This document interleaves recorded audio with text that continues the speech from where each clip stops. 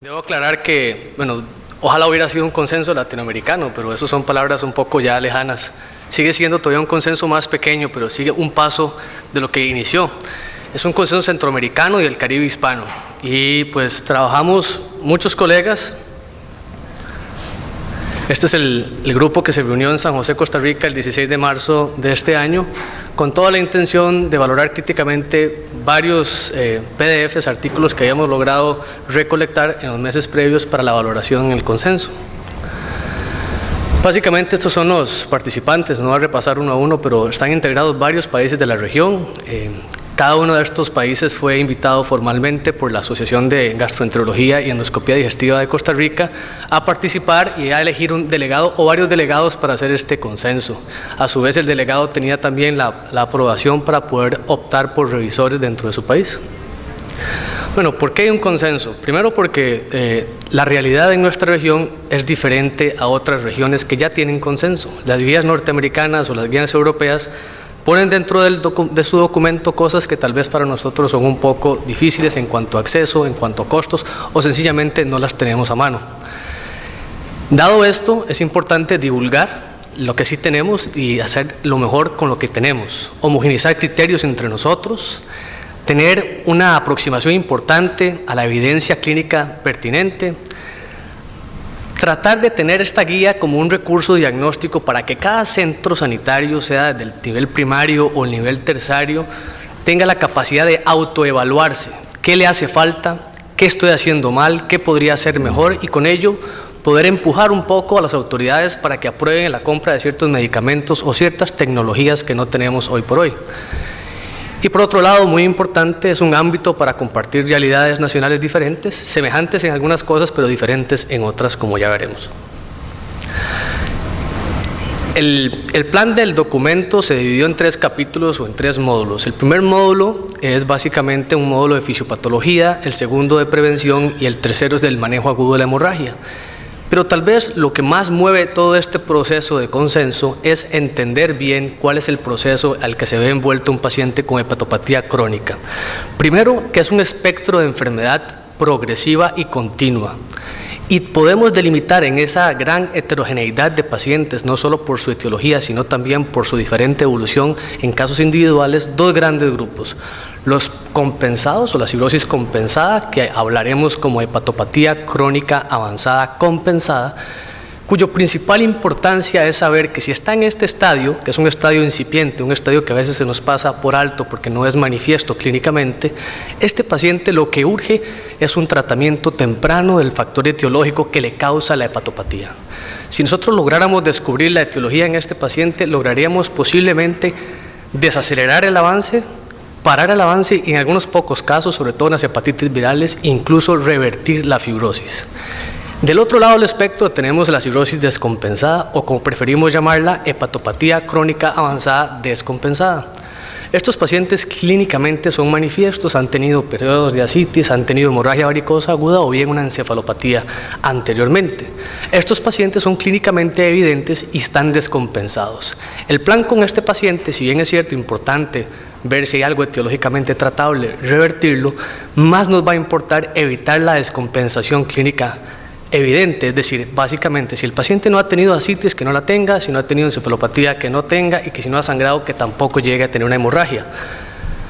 En todo caso, muchos de estos pacientes no vamos a lograr ser efectivos en la profilaxis y el paciente va a ir progresivamente evolucionando a la muerte o al trasplante ortotópico de hígado. Dentro de estos 2 grandes grupos tenemos varios subcategorías o subestadios. El primer subestadio es aquel paciente que ya tiene un problema hepático importante, pero no tiene varices. Si le hiciéramos una medición de gradiente, tendría probablemente una presión en gradiente de 5 a 10 milímetros de mercurio. Es decir, todavía no alcanza parámetros de clínicamente significativa. Estos pacientes se mueren poco, los detectamos también poco, pero por ya se mueren poco. Son un problema, digamos, menor. El siguiente grupo es el estadio 2. Estos pacientes ya tienen varices. Usualmente los detectamos justamente incidentalmente cuando hacemos una gastroscopía y vemos que tienen varices esofágicas o gástricas, sobre todo esofágicas. Vean ustedes que tan solo ese cambio morfológico implica un aumento importante en la mortalidad. Estos ya son clínicamente significativos en cuanto a su hipertensión portal y clínicamente evidente porque tenemos una manifestación propiamente dicha.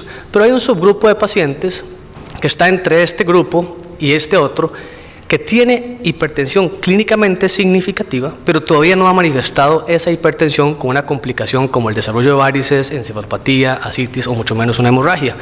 Este grupo también es de interés y de hecho es un grupo que está siendo asiduamente estudiado para ver si existiera la posibilidad de tener una profilaxis preprimaria. Las guías actuales, nuestro consenso, no recomienda ningún tipo de profilaxis preprimaria, pero sí lo ponemos por escrito que existe una posibilidad importante, dado las tendencias de los diferentes estudios hasta la fecha publicados, de que este grupo podría beneficiarse del uso de betabloqueo. El antecedente histórico para este consenso. Bueno, todo empezó básicamente dentro de la Asociación Costarricense de Gastroenterología y Endoscopía Digestiva. El profesor de Messerville, siempre muy ávido en producción de guías, pues saltó la idea de tener una guía costarricense de hipertensión portal. Se logró, eso se trabajó entre el finales de 2016 y el año pasado, 2017, lográndose finalmente el documento final por ahí de octubre. A raíz de este episodio y del éxito que tuvimos con esto, pues hicimos varios contactos, sobre todo a través del doctor de Messerville, con el doctor Fernando Contreras, en aquel momento recientemente nombrado como presidente de la LE, para crear tal vez un grupo de interés en hipertensión portal e impulsar un consenso regional para el manejo de la hipertensión portal. Asimismo, se invitaron a las asociaciones de América Central y el Caribe, como les expliqué, y se hizo la reunión en marzo de 2018. Esta es la metodología que usamos para poder producir el documento final. Básicamente es la que usan la mayoría de las guías. Es un proceso de recolección, lectura, luego una reunión con crítica y análisis. Se hacen 3 borradores, esos 3 borradores de los principales capítulos que mencionaba, que son básicamente fisiología, diagnóstico y evolución de la hipertensión portal, tamizaje y vigilancia del síndrome y manejo del sangrado agudo, sangrado recurrente y prevención del deterioro.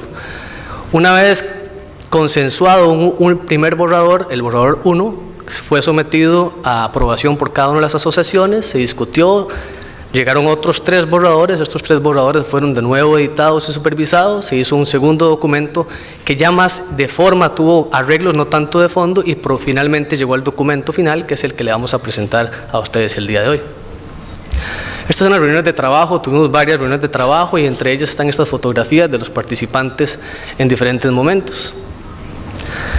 Algo muy importante a tener en cuenta en esta evolución es que todo lo que gira en el deterioro posible o la evolución tórpida de un paciente con hepatopatía crónica avanzada tiene que ver con su presión portal. Y la variable sustituta o surrogate, como se dice en inglés, sería el gradiente de presión venosa hepática. Cada grado de presión venosa hepática que aumente el paciente, más complicaciones o más tendencia a complicaciones puede tener este paciente. De 0 a 5 se considera, de 3 a 5 se considera normal, arriba de 5 y hasta 10 se considera un estadio compensado, usualmente no manifiesto clínicamente. A partir de los 10 empiezan a formar varices, un gran grupo de los pacientes, a los 12 milímetros de mercurio sangran esas varices. Cuando llegan a 16 el sangrado es de difícil control y tiene alta mortalidad. Después de 20 usualmente la terapia endoscópica o la terapia primera línea en general es inefectiva y usualmente estos pacientes terminan falleciendo, o hoy en día se sabe que el TIPS temprano es una opción, lo cual también mencionamos en el consenso, y así sucesivamente conforme avance la presión portal, avanza las complicaciones y el riesgo de muerte. Como es típico en la literatura anglosajona y a todos los que leemos en inglés, pues veremos que ellos usan mucha abreviatura y mucha sigla que es de uso común y es casi una jerga médica propia. Ellos tienen muy homogenizados los criterios de estas abreviaturas y fácilmente se ponen en cualquier tipo de publicación, en revistas de alto impacto clínico. En castellano es un poco difícil, primero porque no se han homogenizado los criterios y segundo porque es muy variable el idioma que hablamos en diferentes partes de la hispanidad. Entonces, parte de lo que se quiere con este consenso es apuntalar un glosario donde todos podamos hablar el mismo idioma y usar las mismas abreviaturas. Aquí las que voy a mencionar en esta charla, pero son básicamente muy lógicas entre sí. Solo conservamos 2 de las que vienen del inglés, típicamente porque traducir estos 2 conceptos al castellano y ponerlos en siglas se vuelve un poco inteligible y no se puede decir fácilmente. Aparte que tiene un uso amplio en literatura, entonces las dejamos en inglés. Recomendaciones. Entonces, en cuanto al primer módulo, un resumen de las recomendaciones viene siendo la fisiopatología importante. La primera parte de la fisiopatología en las etapas tempranas y compensadas viene en la parte de arriba del flujograma. La segunda parte es en la cirrosis descompensada o la hepatopatía crónica descompensada. En la primera fase lo que tenemos básicamente son dos partes, una estática y una dinámica. La estática conviene todos los cambios microanatómicos que suceden con una distorsión de la trama vascular, la capilarización sinusoidal, engrosamiento de la membrana basal y aumento del espacio de la matriz extracelular.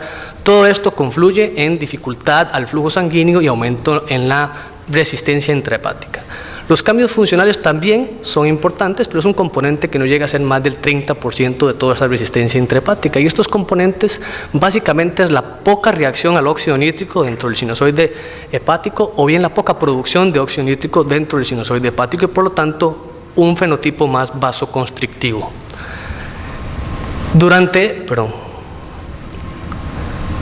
En este estadio es cuando nos gustaría detectar a los pacientes, primero para retornar a la parte etiológica, tratamos la etiología y revertimos este problema estático que es el 70% del problema.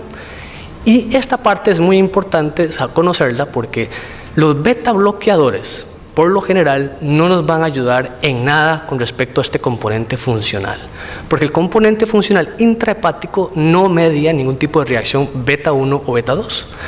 El único que tal vez podría ser de interés en esta parte es el carvedilol. Por su actividad anti-alfa-1 adrenérgica, podría darnos cierta utilidad en este componente funcional y por ello es que muchos de los estudios que se están corriendo actualmente tienen a carvedilol como su principal farmacoterapia para la profilaxis preprimaria, justamente por este, entendimiento fisiopatológico.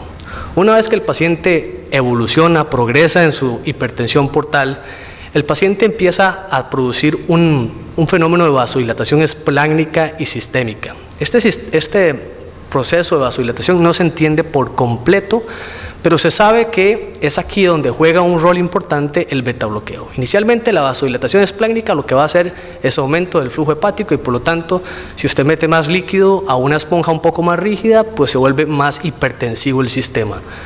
Aparte de eso no es solo la vasodilatación espláncnica sino también la parte periférica se vasodilata y esto implica un cambio en los vasoreceptores que controlan la volemia central. El volumen circulatorio efectivo disminuye y por lo tanto empieza a activarse diferentes sistemas fisiopatológicamente hablando, son tres principalmente. El sistema adrenérgico con la norepinefrina, el sistema de adrenina, angiotensina, aldosterona y la hormona antidiurética.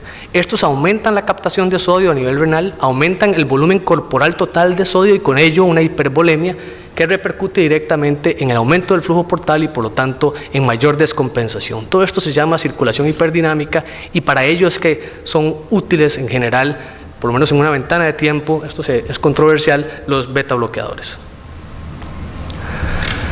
Entonces, dentro de este módulo, dentro de las recomendaciones, pusimos la biopsia hepática, es el método estándar oro para el diagnóstico de fibrosis, pero no debe considerarse un examen de rutina. En sus diferentes modalidades, tenemos tres modalidades de biopsia hepática, la percutánea, la transyugular y la vía transgástrica con ultrasonido endoscópico, que si bien está cada vez más en uso, sigue siendo un procedimiento invasivo, un procedimiento costoso y dado el riesgo que atañe, por lo general no lo hacemos si no hay una indicación precisa.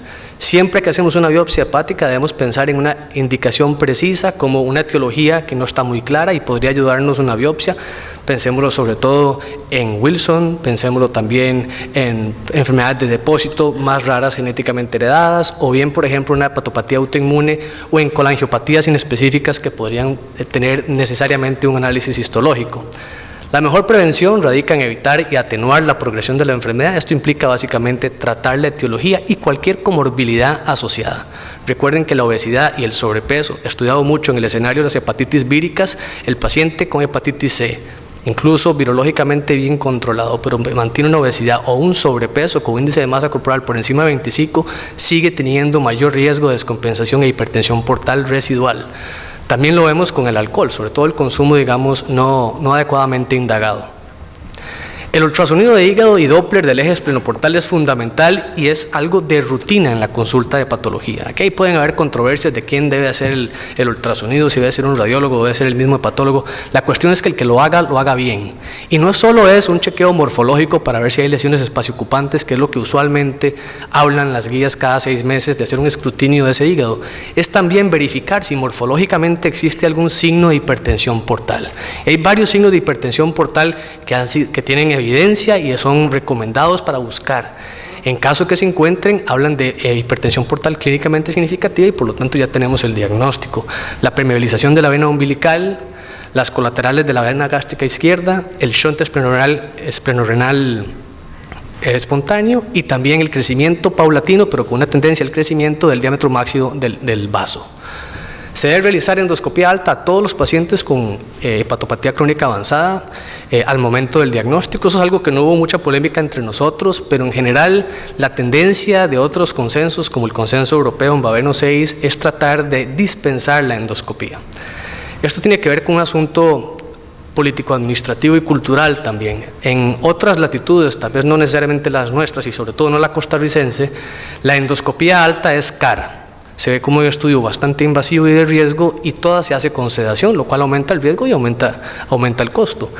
En otros países de la región, no estoy hablando en todos, pero por lo menos Costa Rica es un ejemplo, no se hace con sedación, se hace en la seguridad social y no cuesta gran cosa. Entonces, desde el punto de vista de tamizaje, la gastroscopía sigue siendo una herramienta muy útil para aquellos países donde el costo es bajo y no tienen acceso importante a la elastografía, como es el caso en mi país y muchos de la región.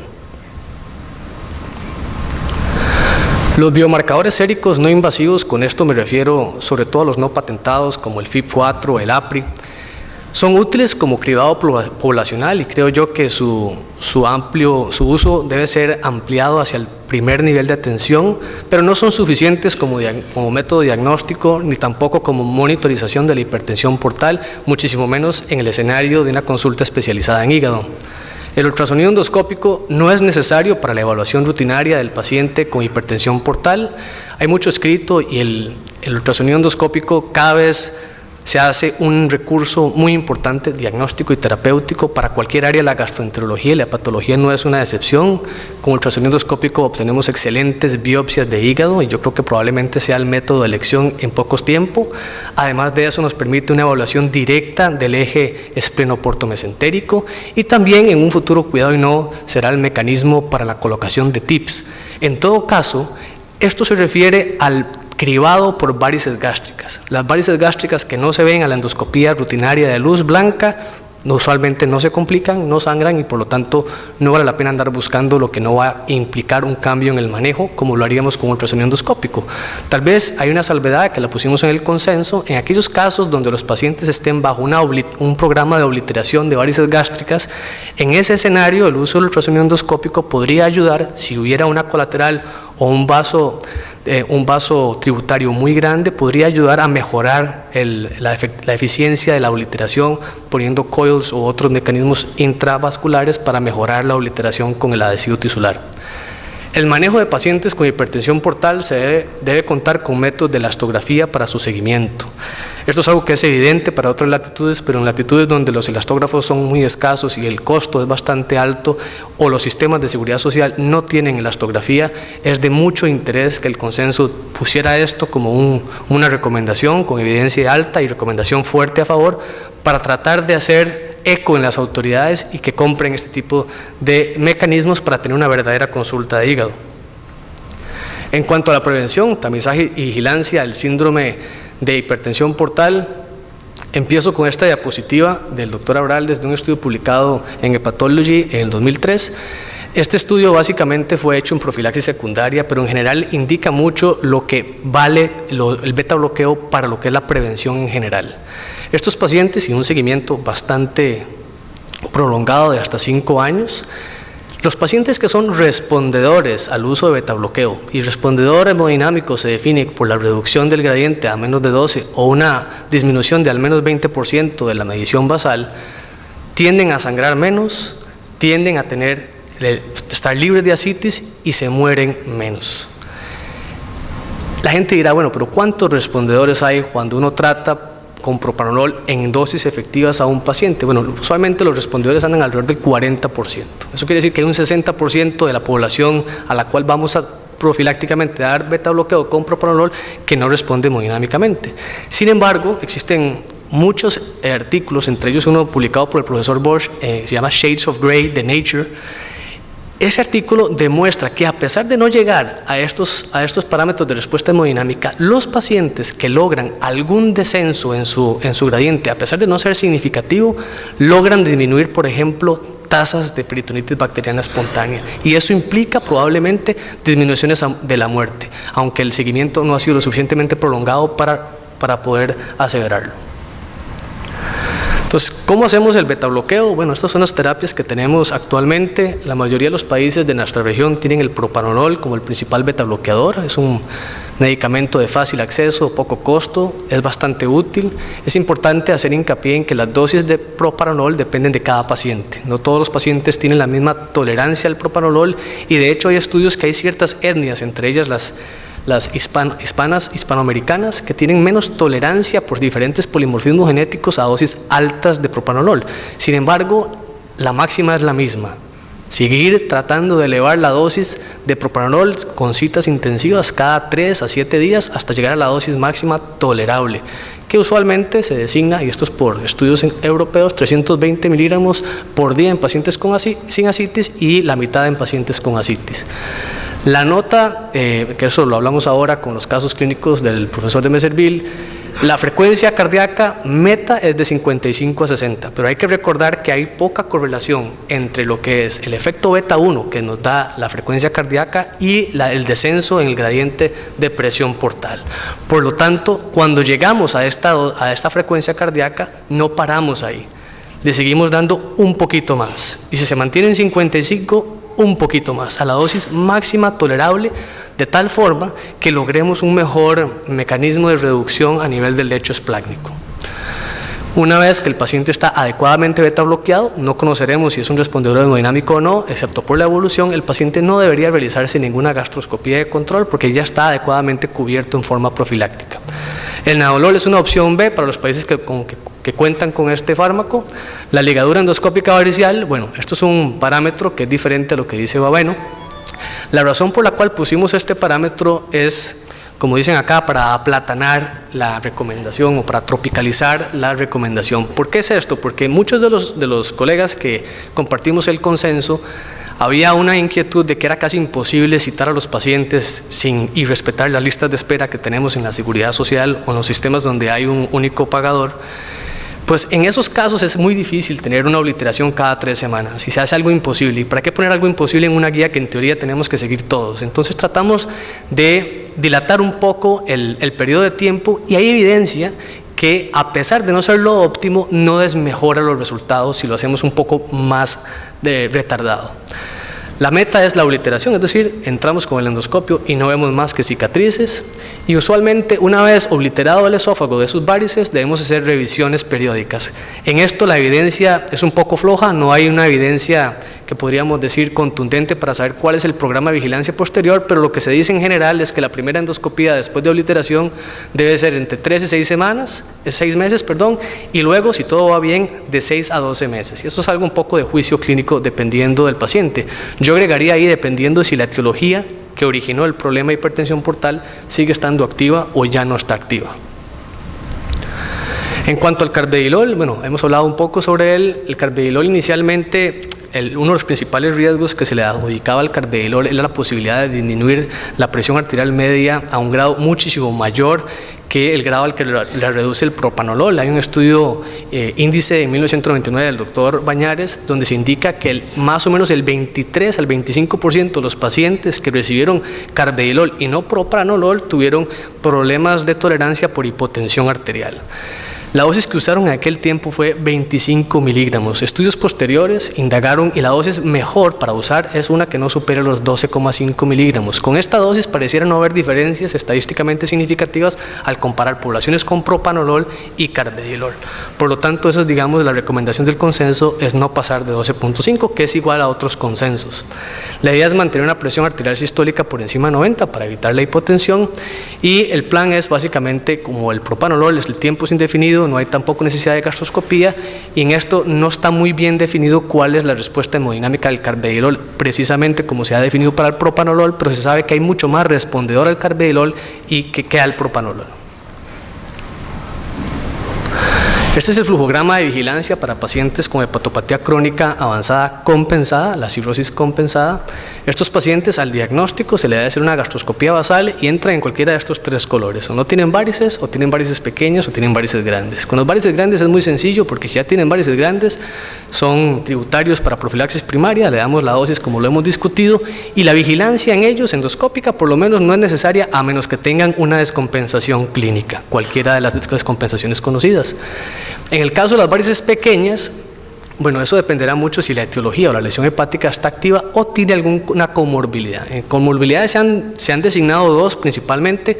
Se ha designado la comorbilidad del consumo de licor, se ha designado la comorbilidad de tener sobrepeso o obesidad, pero hay otras que vienen en estudio, por ejemplo, el tabaquismo activo, más de 15 cigarros al día, el uso de cannabis, por ejemplo, en forma habitual, que se define como uso de al menos 2 cigarros por semana, podrían ser comorbilidades que nos alteren o aumenten la hipertensión portal. Por lo tanto, estos pacientes, si tienen lesión hepática activa, vamos a ser un poco más rigurosos y hacemos gastroscopías cada año, si no, cada 2 años.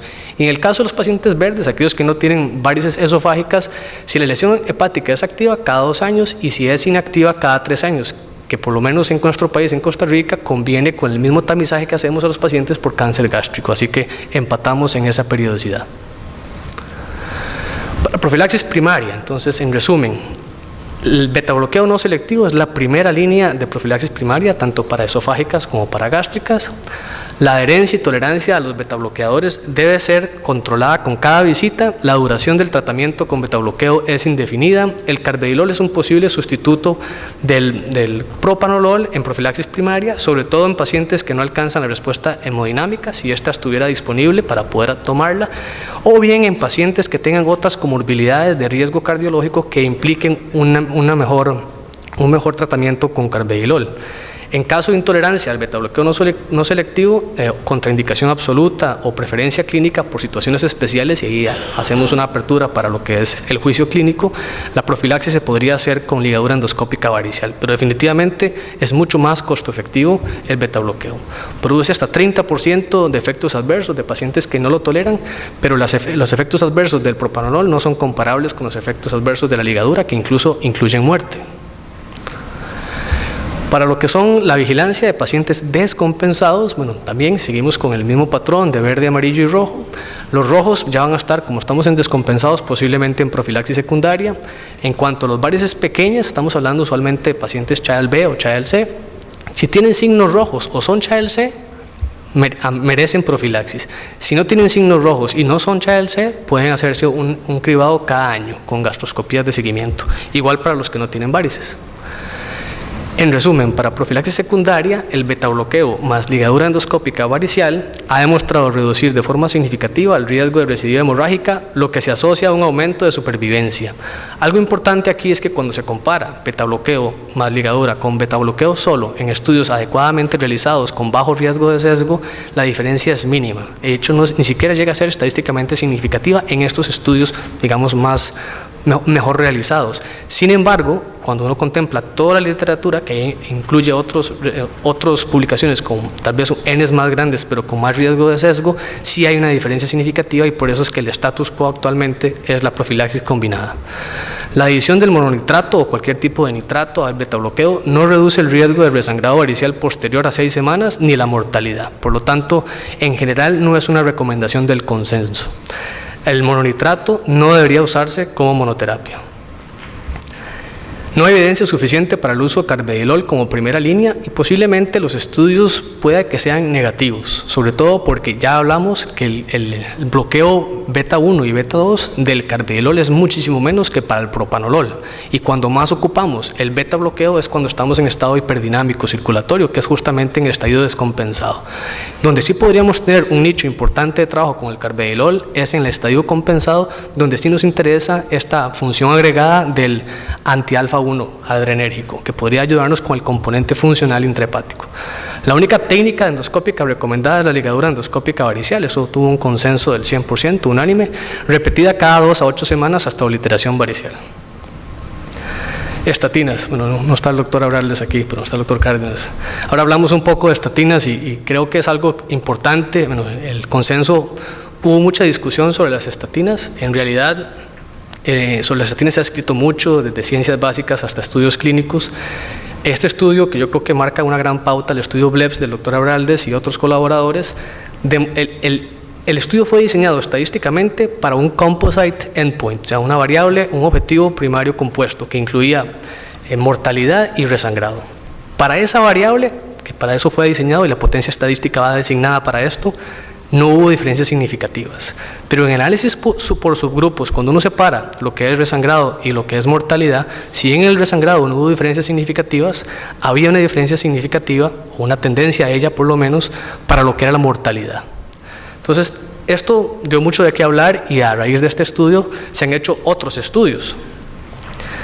En un metaanálisis publicado recientemente, este metaanálisis no está incluido en ninguna de las 2 guías, ni la norteamericana, ni en la bibliografía de la literatura del último consenso europeo, se ve como una vez contemplada la evidencia actual y depurada por los mejores estudios, hay 3 estudios aleatorizados controlados y 10 estudios de cohorte de menor nivel de evidencia, pero igual útiles o con menor riesgo de sesgo según las escalas de registro de Cochrane.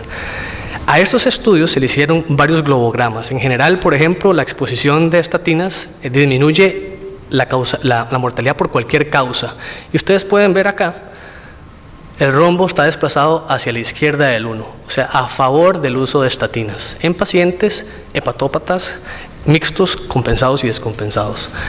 A nivel de lo que es el riesgo de progresión de la hipertensión portal, también tenemos un globograma que nos indica que el uso de estatinas está hacia el lado izquierdo, es decir, a favor del uso de la estatina. La mayoría de estos estudios, prácticamente creo que todos, no recuerdo en este momento con exactitud, son hechos con simvastatina, aunque también hay algunos estudios con atorvastatina.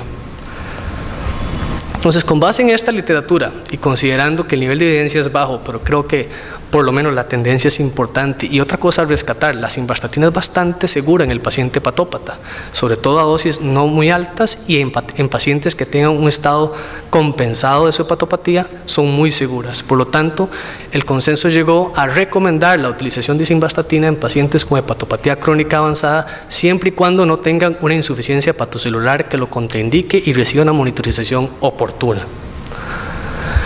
Con respecto a varices gástricas, bueno, yo traté de resumirlo en una sola diapositiva porque cuando uno lee las guías, usualmente como que uno se va enterando de lo que pasa con las varices gástricas a raíz de lo que va leyendo las varices esofágicas, y así sucede mucho en la literatura. Hay mucho más publicado en varices esofágicas y mucho menos en varices gástricas, y muchas de las recomendaciones en varices gástricas son análogas a lo que hemos escrito para varices esofágicas.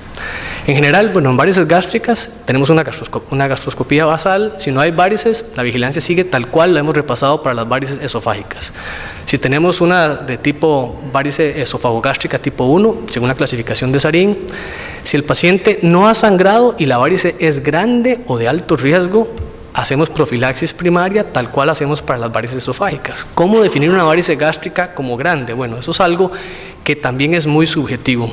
Hay varios parámetros en la literatura, los que son muy protruyentes y tienen signos rojos, evidentemente son de alto riesgo y ahí no hay disputa, pero el problema es cuál es el punto de corte de tamaño de varice gástrica para determinar si es de alto riesgo o de bajo riesgo, y eso creo que la evidencia no es muy sustancial. En general se tomó como 5 milímetros, parecido a lo que se toma para lo que es las varices esofágicas. Entonces, si son grandes o son de alto riesgo, se da profilaxis primaria. Ahora, si el paciente ha sangrado, en el tratamiento agudo lo que deberíamos dar, como repasaremos a continuación, es un fármaco vasoactivo y ligar el problema de la varice por la parte de la curvatura menor. Ahora, si el paciente hizo un fallo al tratamiento o resangró con prontitud, hay una disyuntiva. Bueno, si el paciente sangró, le hacemos una terapia puente que usualmente implica la colocación de una sonda de Linton-Nachlas.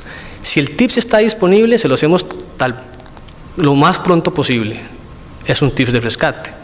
Ahora, si el paciente no tiene la opción de TIPS, nos veremos en el escenario usual en mi país, donde el paciente usualmente se le deja la sonda puente por mucho más tiempo de lo indicado, más de 24 horas, se desinfla, se vuelve a inflar, se le vuelven a dar dosis altas o macrodosis de algún tipo de análogo a somatostatina o vasopresina. Por lo general se llama al grupo de cirugía a ver si se puede hacer una derivación en agudo. Los cirujanos usualmente no operan en agudos, el paciente termina falleciendo. Cuando no hay fallo al tratamiento, el paciente igual debería ofrecerse la opción de TIPS. Si hubiera disponible, se puede hacer un TIPS electivo.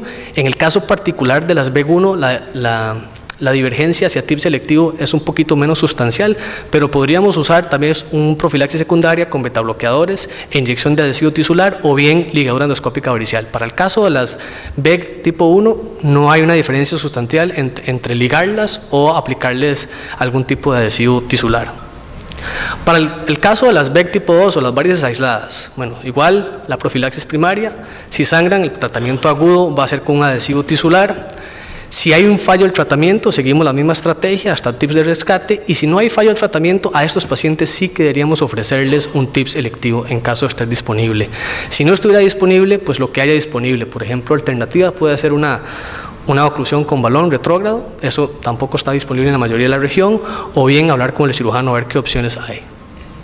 La profilaxis secundaria en todo caso sería con betabloqueo y adhesivo tisular. Manejo de sangrado agudo, sangrado recurrente y prevención del deterioro es el último capítulo del consenso.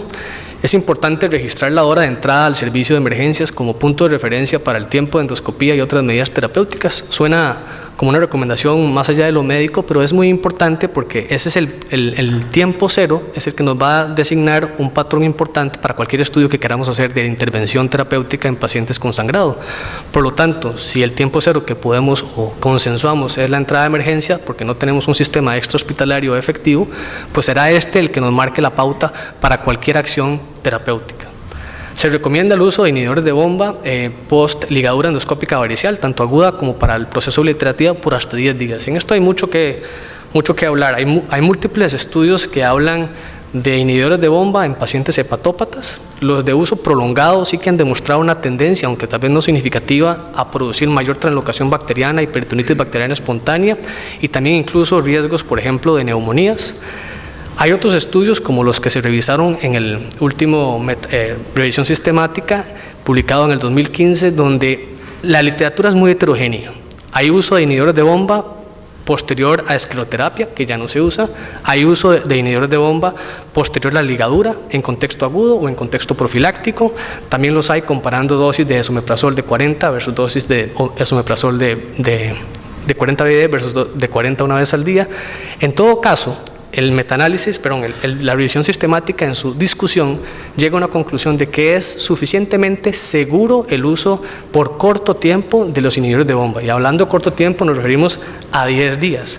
Por otro lado, sabemos que no resangran menos, pero sí disminuyen el tamaño de las úlceras postligadura. Ahora, si el tamaño de la úlcera postligadura es un descriptor, una variable importante que nos va a producir más o menos riesgo o un sangrado de más difícil manejo o no, eso no se sabe. Pareciera que las úlceras esofágicas no son un gran problema y curan fácilmente, incluso espontáneamente. En todo caso, el consenso llegó a esta recomendación de un uso de inhibidor de bomba hasta por 10 días y no hacemos ninguna recomendación particular en cuanto a la dosis ni el tipo de inhibidor de bomba, que probablemente no tenga mayor importancia. Se necesitan más estudios para valorar el riesgo-beneficio de la profilaxis en encefalopatía hepática en pacientes con hemorragia varicial aguda. Para esta recomendación tomamos en cuenta diferentes escenarios. ¿Qué pasa con el paciente que ya es conocido portador de una encefalopatía recurrente y llega con una hemorragia varicial? O comparado con el paciente que nunca ha debutado con una encefalopatía y llega con una hemorragia varicial. Pues el consenso llegó a la conclusión de que deberíamos solo tratar a aquellos pacientes que tengan algún signo clínicamente evidente de encefalopatía hepática. El tratamiento primario recomendado es con lactulosa, pero podrían haber otros como rifaxamina, y los demás en realidad no tienen mucha evidencia que los acompañe. Se considera que la combinación de la terapia endoscópica con los fármacos vasoactivos es la mejor opción terapéutica para la hemorragia varicosa aguda.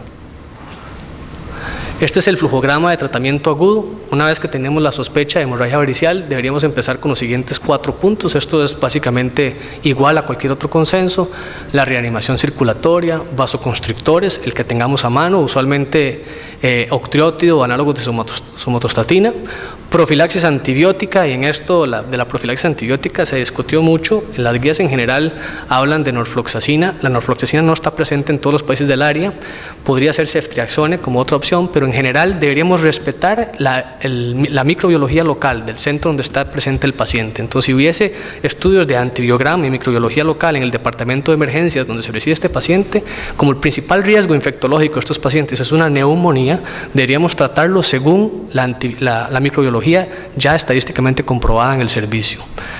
La transfusión restrictiva, bueno, igual, esto es algo con respecto o en contrario al esquema liberal, con las hemoglobinas de 7 y hasta 9 gramos por decilitro, a excepción de los pacientes con isquemia comprobada de algún lecho vascular. Si el paciente está inestable, la gastroscopía debería ser antes de 6 horas, cuanto antes mejor. Si el paciente está estable, pues tenemos un periodo de tiempo de hasta 12 horas. Cuando la hemorragia es por varices esofágicas, tenemos una dicotomía: o se controla o fracasa. Cuando se controla, todo va bien, todo el mundo muy contento, continuar con vasoconstrictores hasta por 5 días, según dicen las guías. Hay otros estudios, hay un estudio pakistaní que habla de uso de terlipresina por 3 días, es no inferior a 5 días, sin embargo es un único estudio. Nosotros seguimos con la línea de 5 días de vasoconstrictores. Y luego de estos días, cuando el paciente retome su estabilidad hemodinámica, iniciar tan pronto la profilaxis secundaria con el betabloqueo. Cuando no se controla, es decir, se fracasa, pues hay 2 tipos de fracaso. O el paciente está muy mal, inestable hemodinámicamente, aumentando necesidades de transfusión, es una recidiva grave o es un fracaso grave, perdón. Entonces ese paciente lo ponemos en una terapia puente, preferiblemente la que tengan a mano, pero en general hay una ventaja del stent sobre el balón en el sentido del tiempo que nos da para llegar a esto, que no en todos los centros está accesible rápidamente, sobre todo si hablamos en el contexto de un fin de semana. Entonces, por lo general, el stent yo creo que podría ser de mejor o de más utilidad que el balón a discutir con nueva información que todavía no tenemos mucha evidencia. En todo caso, termina en TIPS. Si el paciente resangró, pero el paciente mantiene estable hemodinámicamente hablando, podremos hacer un second look, volver a meter el tubo para hacer una gastroscopía y ver si el paciente con una segunda intervención endoscópica va mejor. Si va mejor, seguimos con el tratamiento hacia continuar vasopresores, vasoconstrictores por 5 días y luego la profilaxis secundaria. Si fracasa, entramos a la misma rama que nos lleva al TIPS. Del lado de las varices gástricas, bueno, simplemente para retomar, cuando son aisladas o tipo BEC2, hacemos el uso de algún adhesivo tisular. El de más corriente uso en esta región es el N-butilcianoacrilato. Si hay fracaso, por ejemplo, tenemos que poner una sonda de Linton, que es la que nos va a obturar posiblemente las varices gástricas o subcardiales, y estas como terapia puente al TIPS. Si se controla con un tratamiento efectivo, pues vamos con la línea de los vasoconstrictores y la profilaxis secundaria. Eso es lo que les traía para el día de hoy. ¿Alguna pregunta? Con mucho gusto.